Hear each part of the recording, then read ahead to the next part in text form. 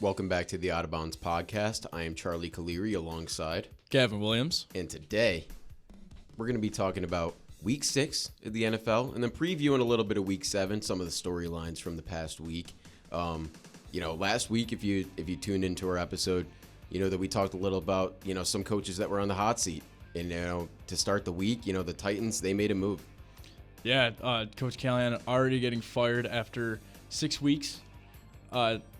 I just want to ask, do you think it was too early? You think it's about time?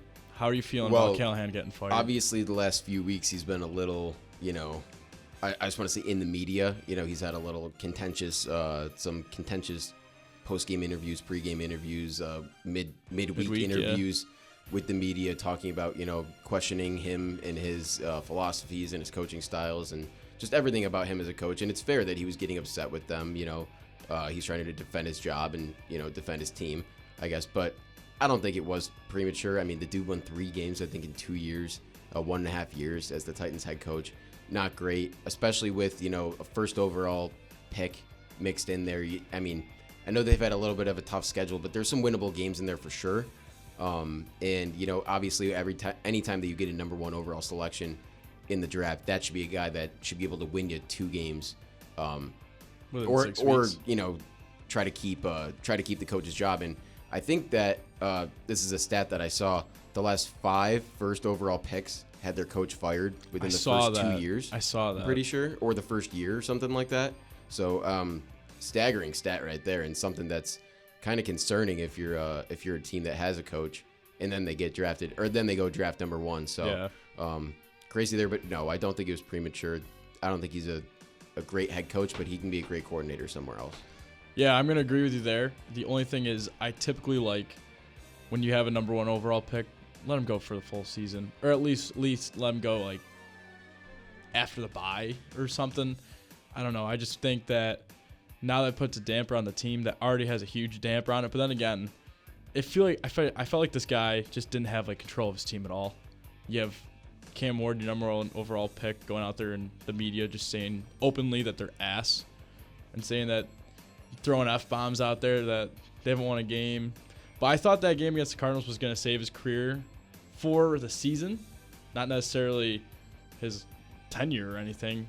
He wasn't even close to that, but I don't know. I think it's a good move, but also I just think that sometimes you just need to let it ride. But for sure. I don't know about this one, though. It just has a little different feeling. I do want to point something out and maybe why they did it. This week they play the Patriots, and obviously if you're familiar with their head coach, Mike Vrabel, he used to coach the Tennessee Titans, and I assume that they're going to probably lose that game to the Patriots. Previewing our picks at the end of the episode here. Yep.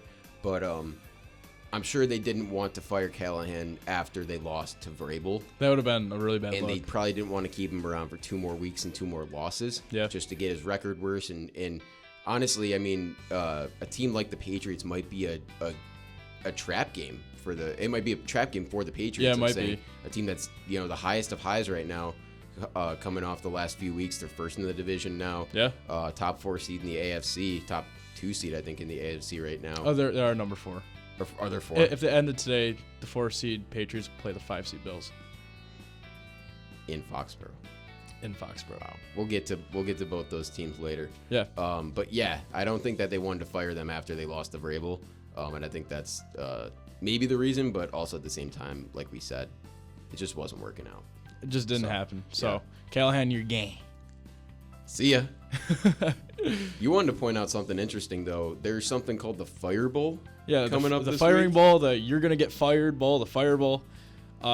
This week we have Dolphins at Browns, and 2 guys that we brought up last week about guys who are on the hot seat. I think whoever loses this game, the head coach, whether it's McDaniel or Stefanski, has a good shot of getting the can. Yeah, and last week actually I said both of those guys. I said Stefanski and McDaniel. You said Aaron Glenn and Zach Taylor, who are still both on the hot seat, but it's funny that just neither of us said the guy who actually got fired, Brian Callahan. I think it was just too obvious. Too obvious, and we just looked past it. Mm-hmm. Yeah, we also thought maybe you would get a little bit more time, like you said, with the first overall pick, maybe, but it just didn't. Once again, just didn't work out. Yeah. So in that game, I really do think someone's gonna get fired after that game. I really do, because I mean, both these teams are 1-5.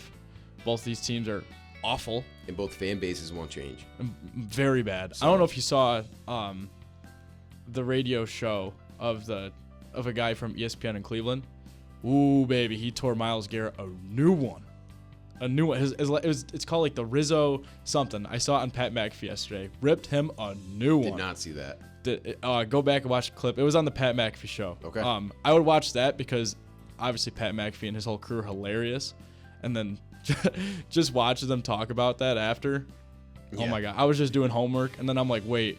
And I just had to stop what I was doing just to listen to this guy's rant for like 40 seconds of just how the Browns are awful, how Myles Garrett's doing nothing against the Steelers, how he never does anything against the Steelers. And yeah, it was hilarious. He doesn't show up when it matters. Yeah. Probably. Just hilarious. Yeah. Let's move on to some good teams now.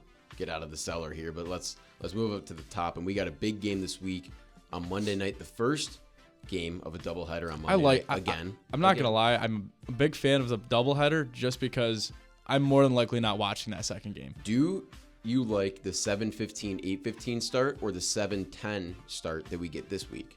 I liked the 7:15. Or the 7 o'clock, 10 o'clock start. I'm a big fan of the 7 and then the 8 because like halftime of the Bills game switched over. Then I switched right back because I really didn't want to watch that other game. Yeah. Just because I hate the Bears and, you know, I have a lot of support for the Bills, especially with family and friends. So I'm going to watch the Bills whenever they're on if the Packers aren't. So, you know, I think it was nice. That game was over by like 10:30, 10 o'clock. Mm-hmm. I went upstairs, got in bed. I didn't feel like I was going to bed at midnight. So I actually preferred the later game when you lose. Because then you can just go to bed a little bit easier. You know, it's a little bit later. But, yeah. You know, I did not go to bed right at 10:30. Well, I kind of had it stewing a little bit in my mind. But once again, we'll get to that game in a little bit. Let's talk about a guy that we've been talking about the last few weeks and a guy that everybody is talking about. Everybody's talking about it now. I love it. I feel like Baker Mayfield, I mean, right now, he is the MVP, and I think he really solidified that, or at least not solidified it, but his case to be the front runner for it this past week with the big game. Once again, he's just been so good this year. I just want to point out, you know how every player has their MVP play? I saw an MVP play this week, and I think it was 3rd and 12, 3rd and something, and just reaching for the first down on a run. You know, Baker's Those not. are the little moments right there. Yeah, I mean, Baker's not Josh Allen. He's not this guy he's like not very slow. I'm not gonna diss Baker like that. He's my guy, but you know, he's not fast like some of these other quarterbacks. But he doesn't care. He's gonna run through it, or he's gonna put his body on the line, which he did. I'll give him a lot of credit. He runs a lot, or I'll give both these guys a lot of credit. Patrick Mahomes and Baker Mayfield run pretty similarly, I think. They do. Yeah, very similar. They both are very patient runners. They're very smart when they run. They don't run all the time. Mm-hmm. But when they run, they know it's for a big play, and they're willing to put their body on the line, too. I mean, even I if it's love for Mahomes, 5 yards. But at least he will, put a body on a guy if he really needs to. Yeah, I mean, even if it's for 5-6 yards, they're still going to try to get every single yard that counts. And, I mean, that's especially something that we saw a lot this year with, like, Patrick Mahomes is because everybody's kind of afraid to touch him, like the Tom Brady effect, because nobody wants a flag anymore. And I'm not going to lie, I'm not the biggest fan of Mahomes, but he's using that to his advantage, and now he's just putting his shoulder down because these guys are afraid to touch him. Now he looks good from that. And he's getting publicity, and he's looking more of like a beast, which he's not. Like, we all know that, like, if half these guys actually went in for a full hit, obviously Patrick Mahomes is eating dirt. Right. But he's just using it to his advantage. But Baker Mayfield, smart. He's got that swagger. You know, I'm a big supporter ever since his Oklahoma days, even his Texas Tech days, but more like Oklahoma. But I've always loved Baker. And I saw this one clip yesterday with Colin Cowherd saying after Carolina he should retire, become an analyst, make 7 figures. Well, how about this? Now he's MVP front runner. So I'm loving it for the guy, loving it for his team. That's a team that's juiced. They've had a lot of juice even since the Tom Brady, after Tom Brady, they still have a lot of juice with Baker, and I think we'll get into a power ranking a little bit, but we'll see where I have them. Yeah. Let's talk about though. Who do you think? We're talking about Baker, and he's the front runner, and everybody, but who's trailing him right now? Who's the second, maybe third guy you think that's trailing him right now in the MVP voting? I think that's a great question because you have some guys which I just want to mention. Not necessarily anymore, but pre-injury, I think that Puka was making a good case. Not only for... I love that you said that because I feel like one of these years. We got to get a non-QB one. Non-QB MVP has to be the play. The fact that AP's the last one, I think that was 2012. I'm pretty sure. That's sickening. And it could have been back-to-back too, or 2 and 3 years, because J.J. Watt should have had it, I think, in 2013 or 2014. Yeah, I mean, it's sad that it's QB award. We've kind of gotten to that point where it is, but I think Puka was there. I just want to throw a little shout out. I think not necessarily like right behind him, but I think that if Jay Love can strap together a good season, I think that he's in contention, not necessarily where Baker is. I'm going to throw out remotely. 3 names. Okay. Other than Jay Love, because that was going to be my 4th one that I was going to name. But just tell me if you think that they're going to be, contending, I guess. If Baker's the standard right now. Yeah, he is the MVP right now. Then if the season ended today, he stack with Baker. Okay. Patrick Mahomes. Are we doing are you giving me like 5 names? No, I'm going to give you 3.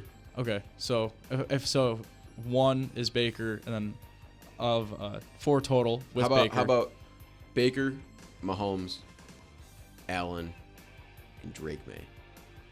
Wow. I'll give him his flowers, honestly. Yeah, if they continue what they're doing and they're a top seed in the AFC, he's been balling, man. He does not turn the ball over very much. If anything, it's the fumbles by the running backs. Yeah. But I'm going to throw out there with that. I'm going to say that Vrabel's a coach of the year as of right now too. But I think, those are some interesting names. I think Mahomes is making a case if they can win. They're 3-3 right now. I need to see more from him. Yep. Josh Allen through 4 games looked like he had it locked up. Past 2 weeks, absolutely not showing it. And you brought it up last week. He's just not playing his brand of ball. And I saw it a lot on Monday night. He was not playing Josh Allen football. He was playing some weird football I've never seen him play before. So I don't think he's close. I don't think Mahomes is that close. And who's the last guy you brought up? Oh, Drake May? Drake May. I'll throw him in the 2 slot for right now. Just because I think that he's playing a whole new brand of ball. And he's playing ball like that we saw. He's playing loose. He's like the trendy pick. He is a trendy pick. And he's playing loose, and that's not something we've ever seen Drake May do, because under Mayo, I feel like he was just so locked up. Even in college, we didn't see it. I thought of him more as like a pocket passer. Yeah. He can get out. He can move, man. I didn't really realize that. And his size is underrated. This kid's like 6'4". Mm-hmm. Yeah, he's like Josh Allen light. Yeah. I think that's what his build is like what I've been calling him. He's a little bit lighter than Josh. Doesn't have that big boy in him, but he gets out there, and he's making these type plays, like we say, the little moments that add up in the end. But yeah, that's a great question. This will be a continued discussion, probably week by week. It probably will. Because I think that this year, just like last year, the MVP race is. I mean, we're already talking about week 7, and week 6, week 7. Yeah. So. I think we got some interesting talks coming up in the next couple of weeks for sure. Let's get into our power rankings now. We wanted to get just a top 5 because there's a lot of good teams this year. A lot of teams that are, we don't really know where they stand. And I'm really interested to see where your top 5 is. I haven't told you my top 5. Yep. You have not told me your top 5. Nope. So let's get into it right now. Let's go pick by pick. Who do you have at the 1 spot? Maybe it's the same team. I got the Tampa Bay Buccaneers. I love the way they're flying around. They play 3 sides of the ball, not just one. And I think they're the most complete team in football. And I just think that it's hard to not put them number 1 right now. That was my exact point. They are the most complete team in football. They're the best team in football right now. I also have them at the number 1 spot. At the number 2 spot. I just want to say one more thing before we move to number 2. I just have to say the greatest comeback of a coach in history is Todd Bowles. Todd Bowles. Are you kidding me? Like, went what from a career the Jets, yeah, and then back to the coordinator.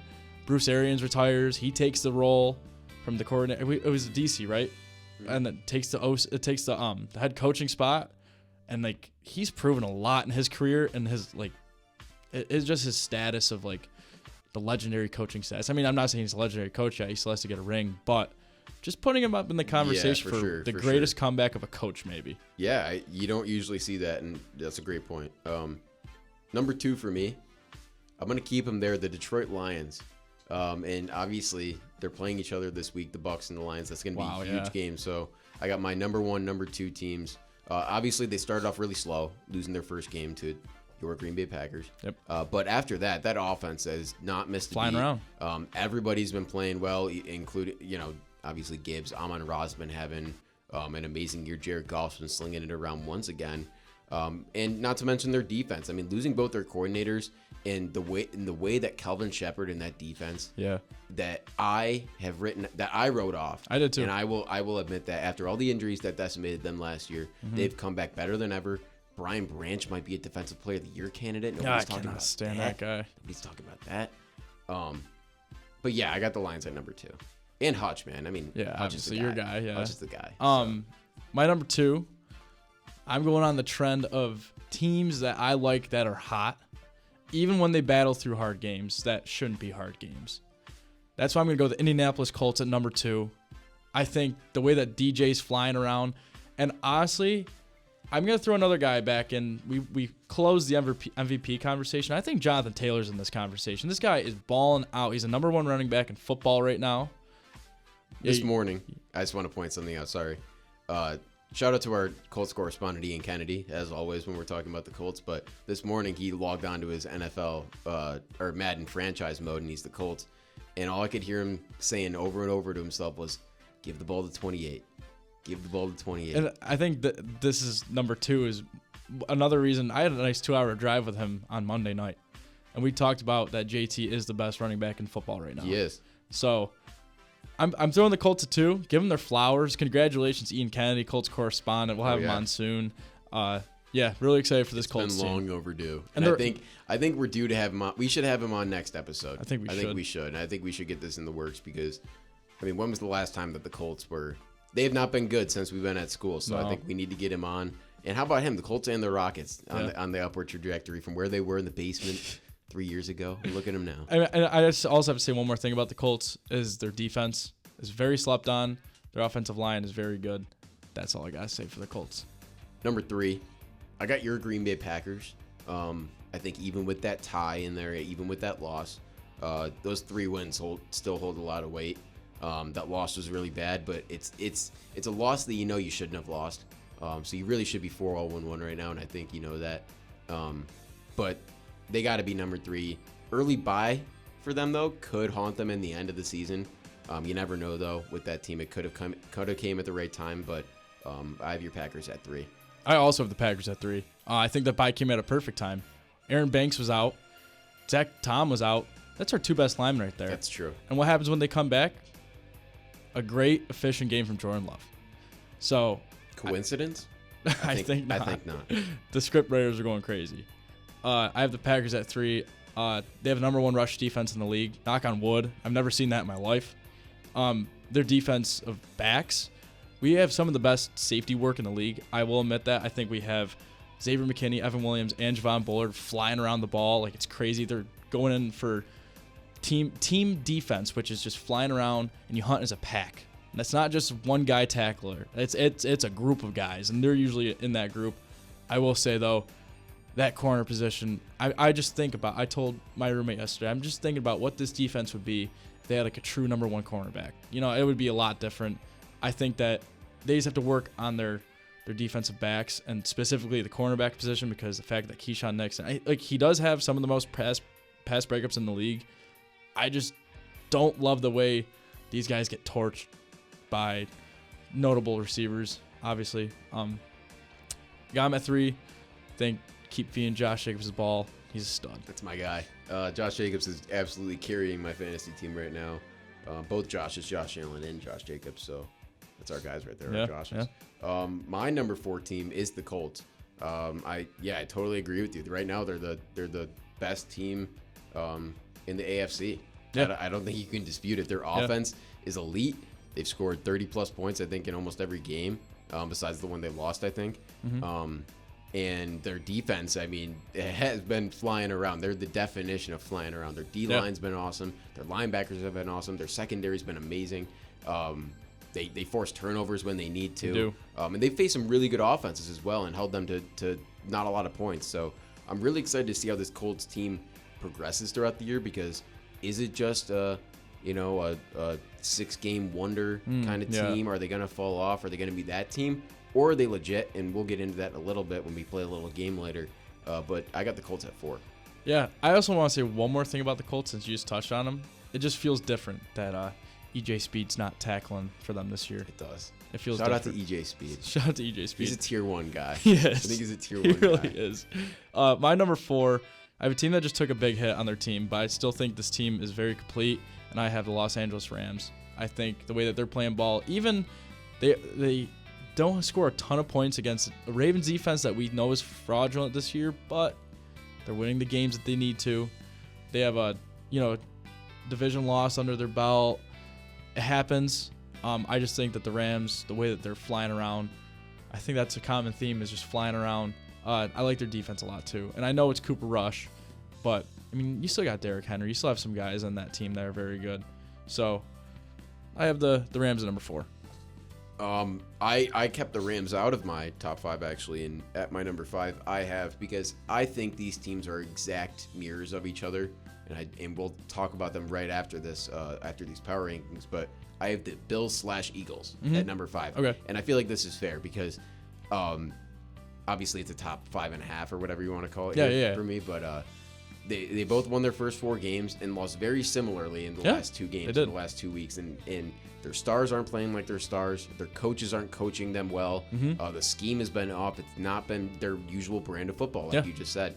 And I think both those teams need to figure some stuff out. Obviously, the Bills going into the bye is going to be a big boost for them. So I think that's where maybe they separate each other a little bit from each other there. Yeah. But I think right now, as we go into the bye and as the Eagles, we both sit 4-2. Yeah.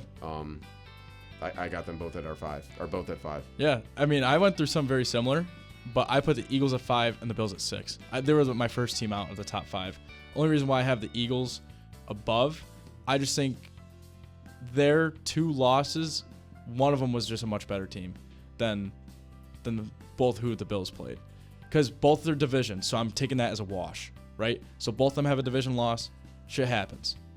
Now we go in, and who's better, the Broncos or the Falcons? I have the Broncos, so I'm going to put the Broncos loss. Totally fair. Yeah, but the Giants are worse than the Patriots. They are. So it's kind of like a balancing act there of.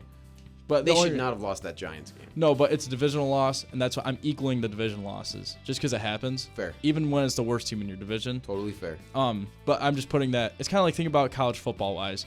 The Broncos loss was a better loss than the Falcons loss. So putting the Eagles above. That's yeah. So that's what I got for my top 5. That's what you got for your top 5. I mean, we touched on it a little bit, but let's get into it a little bit deper here if you really want to. I don't know if you have any more points about it, but the Eagles and Bills, but their downfall has been crazy, kind of catastrophic for both these teams. And maybe I'll just start talking about the Bills game here. That game on Monday night was something that I really did not expect. When I turned on that game, I expected us to. And I kept saying, I was like, it's going to be a closer game than people think. You've actually said that since, I remember week 2 we looked at the schedule, and you said you could see that being a trap game before any of the losses happened. I think this one you guys it's were 2-0. documented on this podcast. Yeah. I looked ahead and I said, in Atlanta, that stadium was rocking. Firsthand, I know. My dad was there. He was surf swagging in the crowd. Hey. I was getting a little bit hyped at the end when they were showing that we were still down by 2 scores. But you got to get into it. You don't play Atlanta too many times. You got to enjoy it when you especially in Atlanta. Right. It's a cool stadium. But getting back to a point you made earlier about Josh Allen not playing his brand of football, and that's the main point I want to make today. Same with James Cook. And same with the coaches. And I don't think it's necessarily either of those guys' fault, maybe Allen more than Cook, but the coaches are not putting the players in a position to win the football game. I agree. If you have a short yardage situation, you have Josh Allen and James Cook, 3rd and 1, okay? This happened on multiple occasions. Do you, A, run the ball with Allen twice, B, run the ball with Cook twice, C, run the ball twice with both of them to try to get a yard, or D, do it a jet sweep with Elijah Moore? They picked D twice. I know, that's really bad.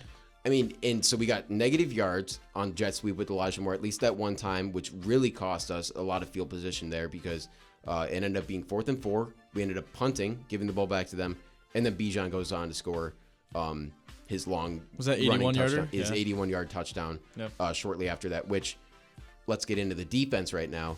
We don't know how to tackle. We don't know how to play a zone. We don't know. I mean, the one play, we got bailed out a lot of times. His score could have been a lot worse, and it should have been a lot worse, honestly. Especially the Drake May touchdown that got called back. Drake London. Yeah. Sorry, did I say Drake May? End of the half. My man got Drake End May. of the half. Why are we running a shallow zone there? Yeah, I don't know. We need to have guys. I know there was 13 seconds left, but I'm pretty sure that was 10. Whatever it was, less than. Yeah, he gets down there, and why do we have nobody back? No safety near help. the ends. I mean, they're not going to kick a field goal. You always have two guys back, at least one. It just made no sense to me that the little things like that in the game. Obviously, that didn't really end up costing us. It cost us in yards, but I mean, who really cares at that point? They didn't score. But at the end of the day, that's something you gotta really look out for. Because that could have put them up 21 points before half. Drake London really knows how to play against the zone. He finds a spot. I was listening to what's it called? WGR 550 on my way down here yesterday to school, and they were talking about it's kind of like you run that route when you're playing football in the street as a kid. Run to the fire hydrant and turn around. Yeah. That's what they were telling him to do, and then after that he gets the yak yards. I mean, so I mean, there was one play in there where Trey White they were running a zone. And he ran and he followed his guy like he was playing man. Yeah. And he left Drake London wide open for 15 yards on a corner route. And it was just little plays like that throughout the game. Josh Allen also on the offensive side of the ball. He looked like he was just playing lazy. Yeah. Not running at full speed when at certain points in the game. I want to make a point that my mom said about the game. She said, I think he looks a little bit sick. A little bit October. Maybe a flu game. A little October sickness right there. Head cold, maybe. A little head cold, right. So she was like, maybe that threw him off a little bit. It could be. It could be, man. But hey, Josh Jacobs was throwing up all game. Yeah, he didn't look like himself. And also, Ella pointed out. She said, "Did he not throw up before this game?" Ooh, maybe he didn't. Maybe he didn't. Yeah. Yeah, but not Bills football right there. Not playoff caliber football. Not Super Bowl caliber football. No. All right there. Yeah. Go back to the drawing board. Glad we got the bye this week. I think it's a perfect time for a bye, honestly. But after the bye, we got Carolina, who's been playing really good ball. They have been, especially Rico Dowdle. And we got the Chiefs right after that. So we got some really tough games, and everybody was kind of writing off the teams that we were playing and saying, "Oh, we're going to be undefeated going into the Chiefs game. Look at us now." I know. Could be 5-2, could be 4-3 going into that game, and they could take us over in the standings right there. So some big games coming up, some big weeks coming up, and earlier than we expected, but here we are. So go Bills as always, and I'll go into my little Bills spiel right here. My biggest thing that we learned about the Buffalo Bills on Monday night is that defense is very, very, very, very fraudulent. It is an awful defense, and I think that's something that we need to point out. I think the only part of that defense that is actually doing something is the front four. I mean, you see at least pressures. And I want to point something out about that. I didn't even talk about it. The first play of the game, I knew the game was over. That was Bijan fumbles the ball, which is a 1 in 100. Never does it. 200 plays, Bijan fumbles the ball. Greg Rousseau lines up offside. Yep. How does that happen on the first play of the game? That's the play that you should be arguably locked in most for. Yeah. You're figuring out where you're at. You just didn't look over and see the marker there. That's inexcusable. Careless mistake. Inexcusable. And ultimately, they scored 2 minutes after that on that drive, and that's when I really knew the game was going to probably not go our way. Yeah. So I do want to point out that the whole defense is fraudulent, in my opinion. I think that I don't know what's going on, who's the play caller, what their schemes are. It's Bobby Babbage. Yeah, Babbage is doing a horrible job. Horrible job. I think it is just that defense, they need a lot right now. I think they got to go out and trade deadline and find someone. I just don't know how to fix that defense. It's just bad. Honestly, if you want to be a team, and Bills fans have said this for the last 7 years that we've been contending, trade our first-round pick. We don't want it. Look at what it's done the last few years. I mean, Max Harrison, he hasn't even played this year, which is a point of reference that, I mean, we have a corner still kind of in the red shirt situation, which, you don't want to see. And same with TJ Sanders, a defensive lineman who, out of Kentucky, I'm pretty sure that we drafted.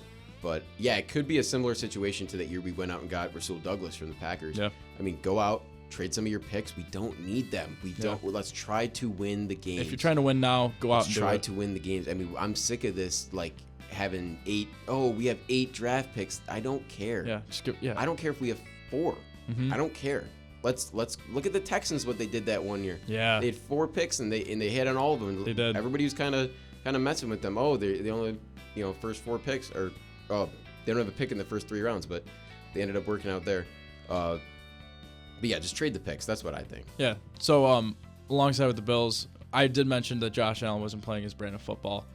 Obviously, we know offensive line's pretty banged up, and yeah, it sucks, but it's always next guy up. They always got to be ready. It happens. Injuries happen in the NFL. I just haven't seen a team not respond to an injury, especially on the offensive line, like how they have. I have some stats here from Pat McAfee show. So Josh Allen had 2 interceptions. That's the most since 2024 Week 10. He doesn't really turn the ball over that much. And I will say, both those picks felt like they were just careless throws. They didn't look to have intention behind them. Sometimes when he has a pick here and there, it's like, well, he at least had the right intention. Or you know what? Sometimes it's a mess up, but not 2 mess ups in one game. I haven't seen that in a while. We have 4 sacks, which that's the offensive line's fault. So that's the most since 2023 Week 1. That's a crazy stat. It's been 2 years since he's had 4 sacks. That's wild. We have 16 pressures on Josh Allen. That's the most since 2023 Week 18. And then we have Josh Allen having 18.7 QBR. That's his lowest since 2019 Week 18. Or I don't have the week on there. For some reason, it doesn't have it. But since 2019, 18.7 QBR. So yes, you can blame the offensive line, but you also have to go look at yourself in the mirror and you have to say, wow, 18.7 QBR. I can't afford that. My team can't afford that. 14 points against a team that's 2-2. That's another point of emphasis that I know their defense was flying around. They really were. A lot of pressures, but it's how do you react to adversity? And they didn't react. They just kind of settled, and they didn't change their scheme throughout the game. There was no halftime change up. It was just the same stuff over and over again. Like you said, the jet sweep's not working. Why are you not giving it to one of the best running backs in the NFL? Put the ball in the QB's hands, who is one of the greatest at 3rd and 1s. I mean, obviously Jalen Hurts is the best because they have that stupid tush push, but you have the biggest, most athletic kind of build QB just to jump over and reach, for crying out loud. Didn't work out. You don't do it. And you don't do it. And it's just sad to see. That was not a Bills loss. That should have been the perfect week to have a bounce back win away, prime time. Going into the bye, would have great momentum. Their momentum's at an all-time low for the first time probably in years. I've never seen a 2-game fall apart like I've seen. Yep. Like just for the Bills. I'm not saying every team goes through. Fair. Every team's go through fall aparts. I want to make one point that adds on to your not changing the scheme there. They were doubling Shakir the whole game. Mm-hmm. So, I mean, you can't do anything about that, right? Yeah. I mean, Shakir was kind of mute point at some point in the game. Palmer gets hurt. That was huge for us. That really killed us because, no offense to him, but we had Tyrell Shavers on the outside.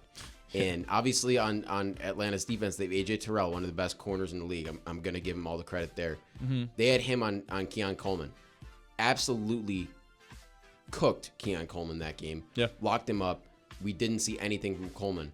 The one thing I want to ask is, and they said it during the game, why are you not getting Coleman on Mike Hughes and putting Shavers on A.J. Terrell and taking him out of the game? Yeah, take him out. One time we can't do that. We can't flip the formation and figure that out and get them off of their normal guy. I don't know. Those are just the little things that you mentioned that we just need to fix. And that was not Bills football. And I think with Josh Allen, I think something that really has been good for him for the past 2 years is how Joe Brady has used Josh Allen football. We just haven't seen that this year. So I think the biggest thing with this bye week, go back to the drawing board. What worked best with Josh, especially his MVP year? Find the plays that make him have fun with football and do that. That's all I got to say for the Bills. Not as big of a rant as last week, but just going back to the drawing board is basically my biggest one. But are you all ready to move on? Yeah, I'm done with this team for 2 weeks. So I'll go back to my Packers right 9. Now. Or week 8, sorry. So going back to my team now, I just came off the win against the Bengals, and I gotta say this defense in the first quarter is unreal. I mean, they have had 0 points scored on them in the first quarter through 6 weeks, 5 weeks with the bye. That's outstanding, but they also have 12 points per game in the fourth quarter. That's the worst in the league. When can this defense play a full 4 quarters? I mean, we've seen it in this. We've seen it in the first couple of weeks, but especially with that Cowboys loss, this defense. And I'm gonna give a lot of credit. Joe Flacco played his ass off. He really did. He played good ball. He didn't turn the ball over, which that's something that the Packers defense have to work on. 39-year-old QB prepared for 4 days. There's got to be a takeaway somehow. We gotta get sacks. I mean, shout out Lucas Van Ness. He looks to be okay. That foot injury scared me a lot. Carted our in defense of Joe Flacco right there. I do want to say he did already play the Packers. So he did. Maybe that was a reason why he didn't turn the ball over. Not maybe more so that the Packers didn't get a turnover from him. That's true. But the offense. But still, I agree with you though. Yeah. I gotta say Matthew Golden, his first ever 100-yard game. Big fan of that. Find the ball, give him the ball. I gotta say though, I mean we are hurt, but I can't wait to see when this offense fully gets healthy. And I'm talking about two guys. Christian Watson, who's back at practice, which I love. We got to get Jaden Reed back, obviously. I want to see what we look like with our full pieces, and I still want to see Tucker Kraft get that ball because we see him get the ball. He's going to score. He's going to do anything to put his body on the line for the team. Jordan Love had an interception in this game. That was a careless mistake. Happens. That was the craziest bounce into a pick I've ever seen. I mean, it was just like a little pop-up of the ball. Happens, but hey, everybody's talking about this isn't a good win. At the end of the day, it's the NFL and a win's a win. So, hey, we're 3-1-1. Knock on wood, number one in the division. Let's take control of it against the Cardinals this week. Go, Pack, go. Well said. Well said. We were going to talk about the Ravens a little bit here, but I think we touched on them a little bit earlier. I mean, they're really struggling, and they got to turn things around. That's really mostly the points I was going to say. But my biggest points was they were averaging 37 points per game with Lamar, and I don't even think they've gotten over 10. So they need Lamar back absolutely so badly, and their defense just needs a lot of work. Yeah, it just goes to prove how valuable he is to that team, even with, still Zay Flowers, Derrick Henry, all those guys still there. And they're what, 1-5?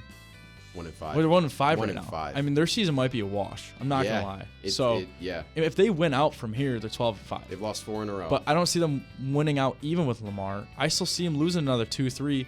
That puts them at 6 or 7 losses.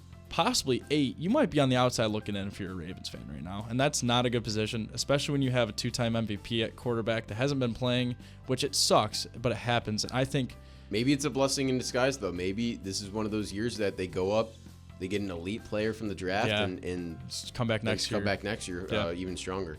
Yeah. So, I don't know. It's just a weird position because we've never seen Lamar in this position in his career. Very true, and especially with the guy like Derrick Henry on his team too. You would have never thought. Especially now, you got to wonder how many seasons does this guy have left? Realistically, it might be one more after. It might be one more. They might just give him one more, and if he's bad next year, then might be on the Ravens at least. But I don't know. We just have really quick. We have breaking news, not NFL related. Russell Westbrook has agreed to a deal to go to the Sacramento Kings. Staying in California, my guy.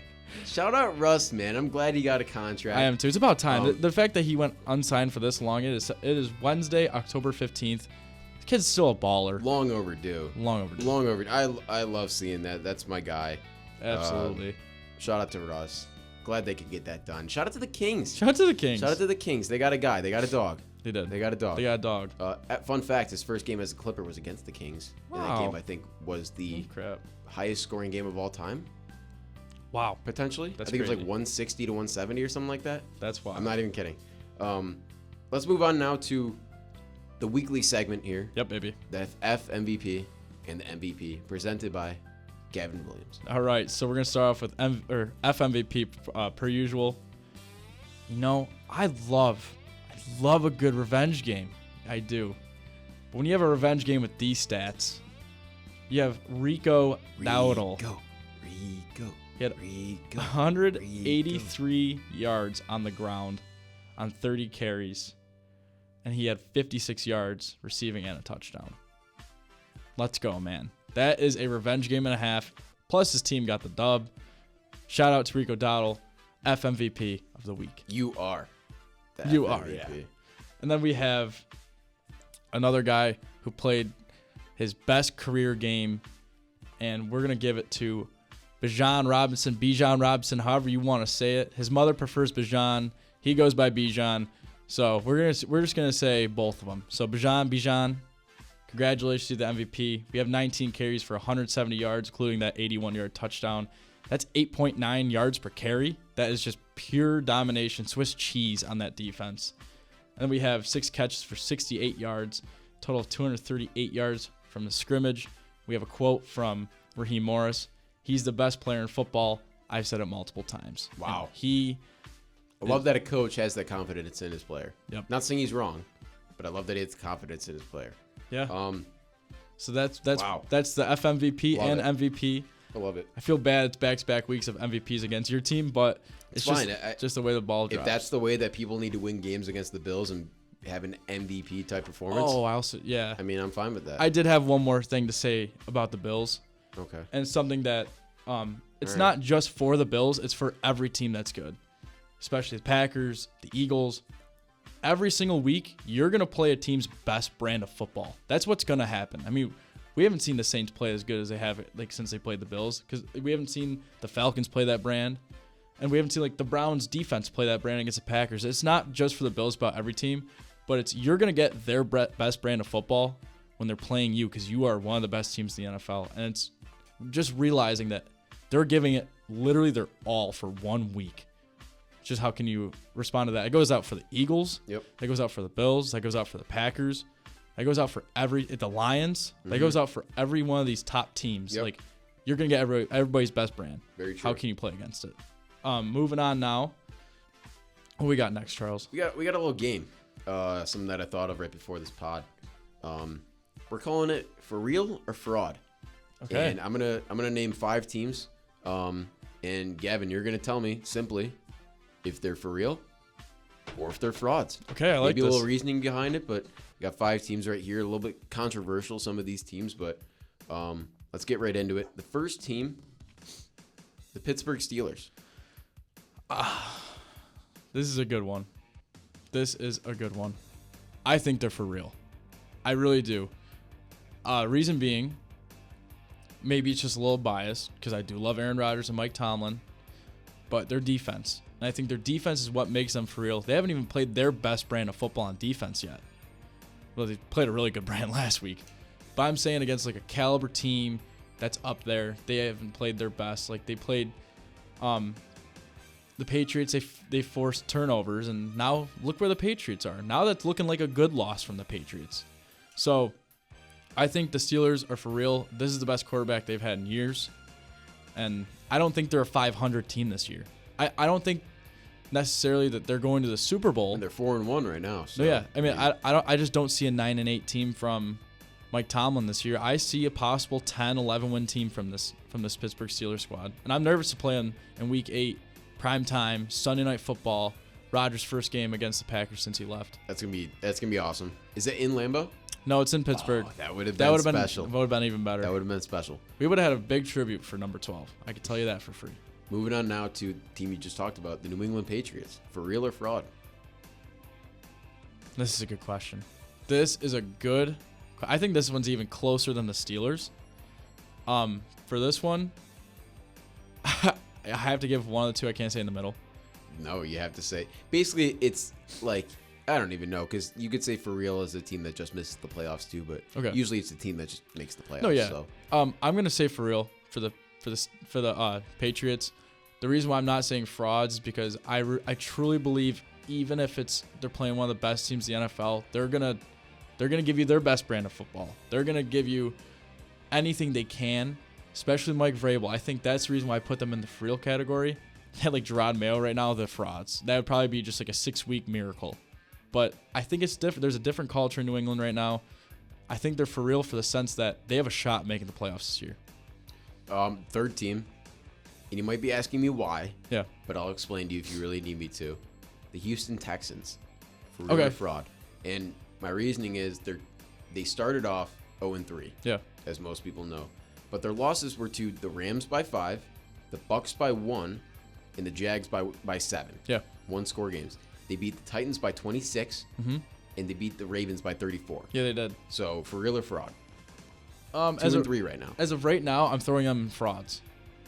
Strictly because I think that the Colts and the Jaguars are both performing better than them right now. I think right now, if I were to rank the AFC South, they still are the third best. And so I can't put a team that's third best in the division as for real. It's not in a division that's amazing. It's good. It's better than past, but I still have them in the frauds. They have to give me a little bit more. Moving on now to the fourth team, the team that Houston's playing this week, Seattle. For real or fraud? I'm going to put them for real right now. I think that this can change in 2-3 weeks, but the way that their defense is playing, I mean, keeping the Jags at 12 points, that's impressive. When they just got off of a 31-point week against the Chiefs, the current AFC champions. So, yeah, I think they're for real right now, but like I said, maybe in 3 weeks I'm not saying that. That's the thing with the Seahawks is you really don't know. And I think the biggest question mark on that team for me is Sam Darnold. It's not their defense. It's just Sam Darnold. I just want to see more out of this guy. But their defense is the reason why they're for real. All right. Last team here is the Indianapolis Colts. For real or fraud? I'm putting them for real right now. I think that their one loss they had was to a great team in the Rams where they were more healthy. And I think they had a legit shot of winning that game if Adonai Mitchell didn't fumble the ball out of the end zone. And I don't think they've played the hardest schedule in the NFL. They've not played the hardest schedule, but they've played some good teams, including like the Broncos, who just upset the Eagles. And obviously we know the Eagles are still for real. I mean, obviously they're not the caliber of what they want to be right now, but that Broncos win's making them better and better week after week. And I just think that they have a really interesting matchup this week. I think this is a good week to see, honestly, out of those two teams who are frauds. They play the Chargers this week. That's an interesting fraud watch game. That is a fraud watch game. So I think right now, number one in the division, number one in the AFC. I have them for real right now. But like I said about the Seahawks, right, we'll see if Daniel Jones falls off. But if he doesn't, this is a for real team. Maybe in a month we'll revisit these specific teams. Yeah. And we'll talk about it because it maybe throw in, the Chargers or somebody. I was going to throw them in there. Maybe throw in the Jags, but I thought maybe the Texans would be a good conversation there, which I don't know. I think I would put the Texans in for real. I think those I know the wins weren't against great teams, the Ravens and the Titans, but they still won by a lot. Yeah. And their losses were close losses, so it's a good teams. They're also on fraud watch this week playing the Seahawks. Yeah, that's another fraud. That's another fraud game. Monday night game at 10 o'clock, late one. Yep. Speaking of the games this week, let's get into our picks. Yep. The last segment we got here today. And starting off that Thursday game, always good to see them in prime time. An AFC North matchup. Yep. Steelers going to Cincinnati and playing the Bengals. Who do you got in this one? We have a team coming off a bye, team coming off a loss. I think that I'm going to go with the team coming off a bye. And I think this is the better team. I'm going with the Pittsburgh Steelers. Me too. Yeah, you said it. Always a team coming off a bye is going to have an advantage. Yeah. And especially against a team that's so banged up right now in the Bengals. I'm going to take the Steelers too. Next game up, we have the Rams at the Jaguars. This kind of goes into like a fraud watch. Not as much, because I do think both these teams are for real. But this is a fraud watch for the Jaguars. If they lose this game, now they're officially in the frauds, So, who do you got in this game? I think the Jags are for real. Okay. And I'm picking them in this game, and you might call me crazy. The Rams are probably my sixth or seventh best team in the NFL right now. And without their best player this week, that's always going to be a mental toll on a team. You got to change up your game plan. Jordan Whittington's going to have a bigger role, which when he has had a bigger role in years past when guys have gone down, he's played pretty well. Remember last year when Cooper Kupp went out, he stepped up for them big time in 2 or 3 games. But let's see if that trend continues there. I don't know. Yeah. But the Jags have been putting up points recently. Their defense has been playing pretty good. And this is another game for Trevor Lawrence to say, hey, we're playing a good team. Let me show that I can prove myself in this league and prove myself in this division, in this conference too, and go out there and try to beat the Rams. And I got the Jags at home. That's a good pick. I got the Rams here. And reason being, I think both these defenses are pretty good.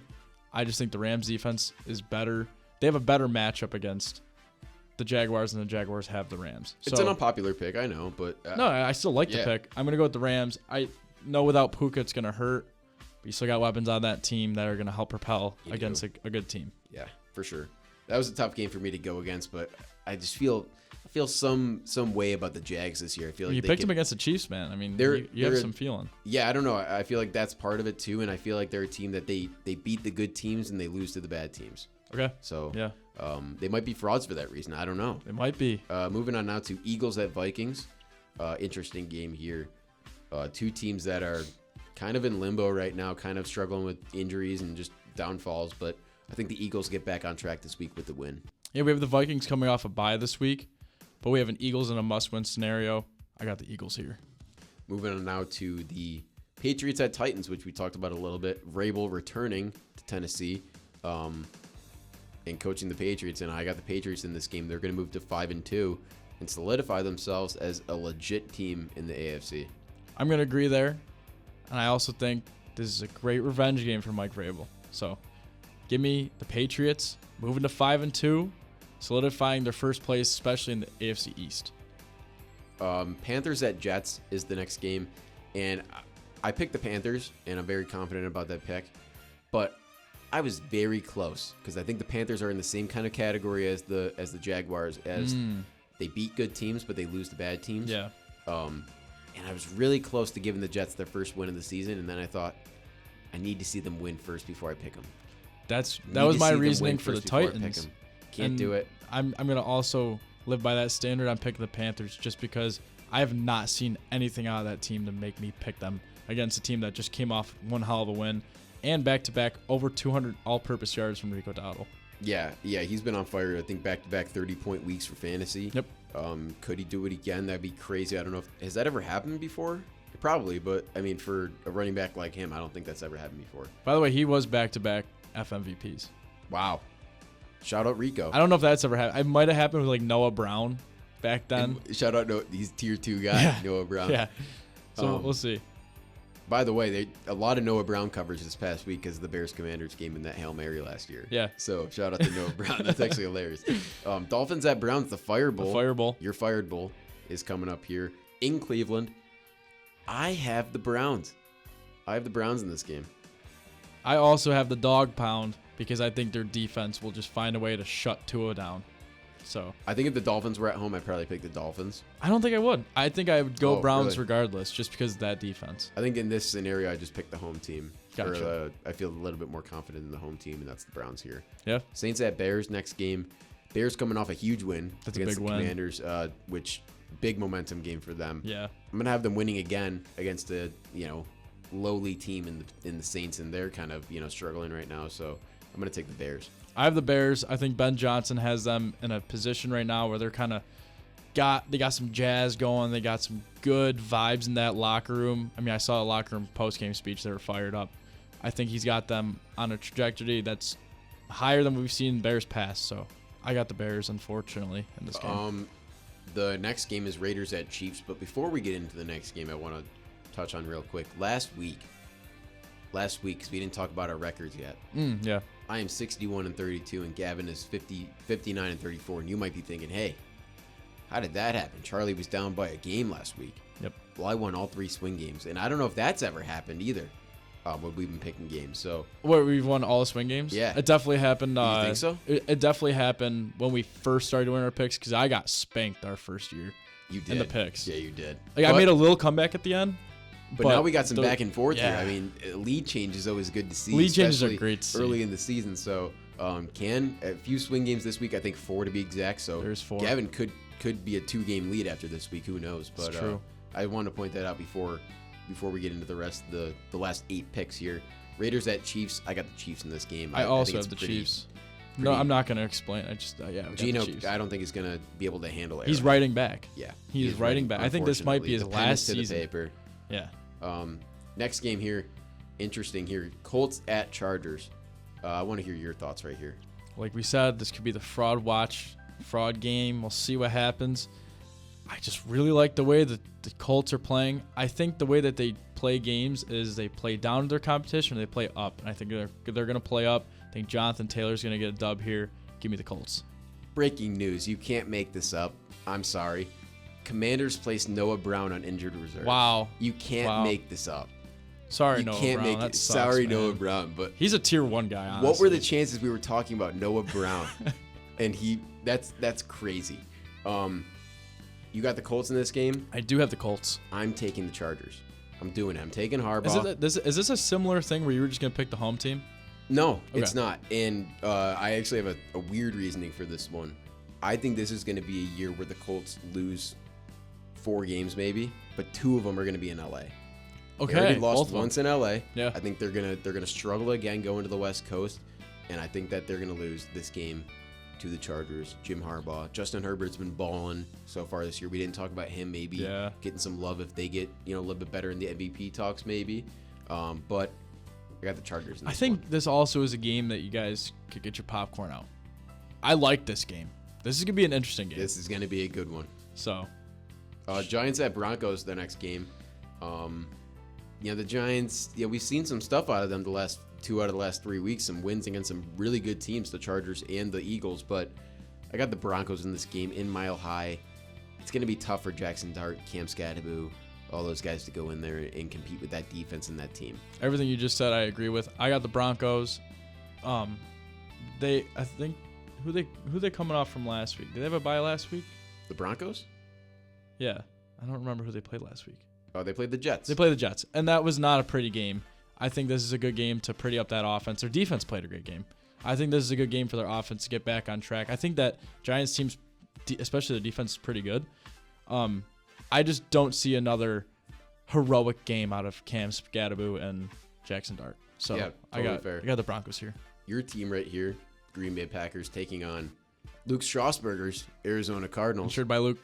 In Arizona, in State Farm Arena, or Stadium. That State Farm Arena is the Atlanta Hawks. But the Green Bay Packers, I got them winning this game in the desert. Yeah, we have an inner friend group little game right going on. I don't even know how to say it. Shout out Luke Strauss. Love you, man. But I got to go with my Packers this week. I think that they could handle business in Arizona. I just want to point this on the record because I don't remember. But if the last time I recall the Packers visiting State Farm Stadium was when they were undefeated. Packers had 1 loss. Strauss and I watched the AJ Green game. AJ Green game. Strauss and I watched that together at the Strasburger household. What a game that was for our friendship. That was a wild game. It was a Thursday night game. That was 2021. Yep, it was 2021. Wow, that's pretty sure that's the last time we were in State Farm, and that was a crazy game. Good poll. Commanders at Cowboys divisional game coming up here in Jerry World. I'm taking the Commanders though. They need a bounce back game, and they got to stay above 500 to continue what they want to continue to do. I agree. I think this is a good week to have a bounce back game. Both these teams need a bounce back game. I don't think the Cowboys put up a defensive performance. We haven't seen their defense in a couple weeks. So, give me the Commanders here. Next game here, the Atlanta Falcons coming off a big win against the Niners, also coming off a big win. Niners lost. Oh, sorry.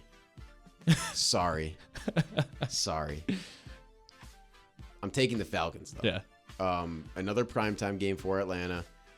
This might be a game where, I don't know, the Niners McCaffrey might have a game prime time, but it's really all they got. Still a lot of guys injured. Pearsall, Kittle, Jawan Jennings playing with some broken ribs. Fred Warner last week. Sorry to him. Yeah, it's brutal. It's just decimating for them, and I'm going with the Falcons. Strictly for all the points you just mentioned, I also got the Falcons. This injury-riddled team isn't gonna compete with a team that's coming off the biggest win of the season. Bucks at Lions, maybe biggest game of the week. First think it game is. Of a doubleheader on Monday night in Detroit. Who do you got? I got Detroit with a bounce-back game right here. I think this might be the first time picking up against the Bucks this year, and I don't like to do that because I like to root for the Bucks, and I want the Lions to lose this game. I want the Bucks to win to help the Packers out. I just don't see it. Just because Dan Campbell's great at bounce-back games. He's great at finding a way to beat a creative team like the Bucks with his own creative mindset as well. So I have the Lions winning at home Monday night. I wonder if they're wearing the black jerseys this game. I wonder. That's a good question. I have the Bucks in this game. I just can't pick against Baker right now. I really can't. And I think at one point, and I keep saying this, but I don't know if it's going to happen, somebody's got to take advantage of this defense at some point. I don't know how you do it with the way that they've been playing, but I think the Bucs are the team to do it. I think they have a pretty good O-line. They can keep that D-line in check. They have the weapons to do it. They're still not fully healthy too, which is crazy. Bucky Irving's been hurt. Godwin's been hurt. Mike Evans has been banged up here and there. But either way, I'm taking the Bucs in this game. I think I'm taking experience over the youthfulness of the Lions and the energy they have there. I'm actually really curious if they're going to wear their black uniforms because I think they wore them against the Bucs last year. Wow, interesting. So this was a playoff matchup too. One was. Time, yeah, last year Oh no, not last year. Oh, it was 2 years ago. 2 years ago in the divisional. game. Yeah, you're right. And the last game of the week. Reminder: only 2 teams on the bye this week: Bills and Ravens. Both needed. Texans at Seahawks is the last game of the week. I'm taking the Texans in this game. Might be a fraud game, might be a fraud bowl. Yep. But once again, I think when they play, I think this is the game that they finally beat a good team. Okay. They can't go 0-4 against good teams. Then I'll have them totally in the fraud category. Yeah, if they lose this game. But if they win this game, they're right back to 3-3. New slate for them. They can compete in that division, compete for the playoffs, compete in the AFC. And I'm going to take them in this game. I'm going to go the opposite here. I think the Seahawks defense is flying around too much for CJ Stroud to deal with. And I just think that, especially at home, prime time, that defense is going to be ready. And I don't think the Texans are. So give me the Seahawks here. All right. Good slate of games this week once again. Yeah, that's week 7 for you. We'll see you in week 8 next week. And Gav, you got anything? Let's get another win for the Packers here. Need it. Got to take control of the North. It's the hardest division of football. It's the SEC of the NFL, as they're saying. Not my words. I'm just reiterating it. Past couple of years, we have seen the NFC North be the hardest division of football, and I think it is again this year. All right. So if you're not following us already on our Instagram, it's at Out of Bounds Podcast with a dot between every single word. Yes, it is. Make sure you see our stuff on Bonaventure Sports Now if you're not following that account too. Shout out. Yep. And thank you guys. And have a day. Have a day. Have a week too. Have a day, have a week, have a year, have a month, have a decade, have everything. So have a day.